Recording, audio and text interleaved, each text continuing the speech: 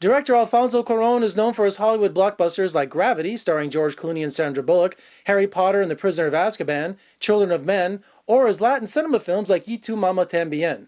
Now with Roma, he delivers his most personal film yet. And he's joining me right now. Alfonso, hello! Hello, Jeff. Greetings from Las Vegas. How are you doing there? It's a total thrill to speak to you, and I literally have, maybe 6-7 minutes to talk to you about Roma, which is almost nearly impossible, but I'm going to do my best. But thank you so much for speaking to me today. My pleasure. Now, would you say with the success of Gravity and Harry Potter and the Prisoner of Azkaban, these big Hollywood films, that gave you the credibility and clout to make such a personal film in Hollywood today? Well, it definitely gave me the financial tools to make it. You know, it's also with the freedom that I did the film. When I approached David Lindy, a participant, I said, well, I want to do this film. And I described it and says, I love it. I says, how much is going to cost? And I said the number, and he just extended his hand and said, let's do it. And I said, yes, but nobody, I don't want anybody to have the screenplay. He says, done. I want it black and white, done. So I was blessed, I was lucky. Tell me about the search in casting Cleo and on that journey to find Yalitza. Well, the thing is, part of because the whole film was coming directly from my memory. And I wanted to cast actors that they would look like the real people, but also feel like them. So the directive to the casting director was, they can be actors or non-actors as long as they look like and they feel like the original people. So we started a long search, first in Mexico City, and we couldn't find Cleo. Then we expanded to the outskirts of Mexico City, and I said, well, the original person, the person that upon whom the character of Cleo is based, she's from Oaxaca. Let's look in Oaxaca. And then we had several armies of casting crews going through different villages in Oaxaca, and it took almost 1 year, in which we were very lucky to meet with Yalitza in a community called Tlaxiaco, Oaxaca. Now, Roma is such a personal film for you, describing all of your childhood memories and all these incredible stories coming from your childhood in Mexico. But tell me about the journey from script to screen. When did this begin?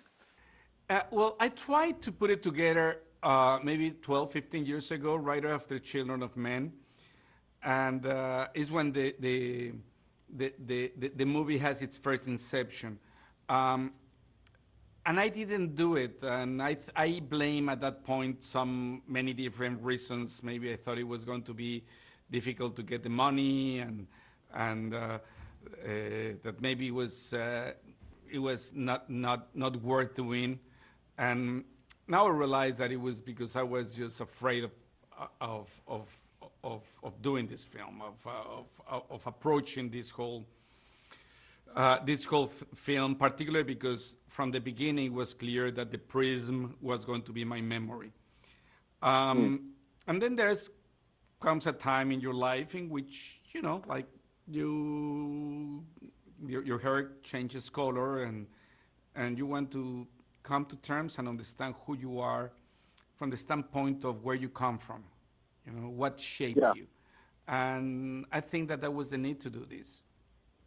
In all of your films, specifically Roma, you really challenge yourself in terms of the direction. There are these long, complex, single shots, some incredible staging in this film. Specifically, my favorite was the beach scene. So tell me about, how did you stage that scene, getting the actors to hit their mark, and also dealing with the children and putting the demands on them to do that incredible sequence? Yeah, I mean, this is the thing. The whole thing and philosophy of the film was that to prepare by the inch, to be able to improvise when we were shooting, and to be able to change everything while we were shooting. For that specific scene, it was complicated. We had to build a pier that went all the way from deep into from very far inside into the beach, into very deep into the ocean, and place a crane there.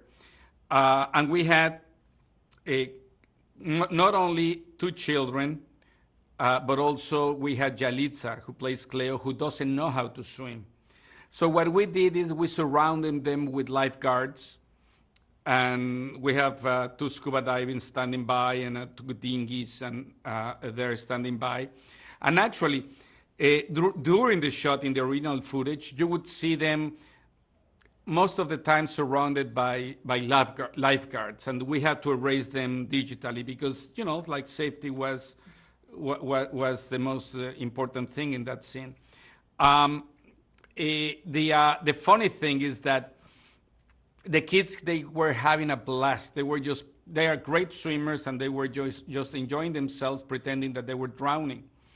Yalitza doesn't know how to swim, and Yalitza saw them, and from the distance, she thought that they were in trouble. So her reaction is really going there, trying to help them.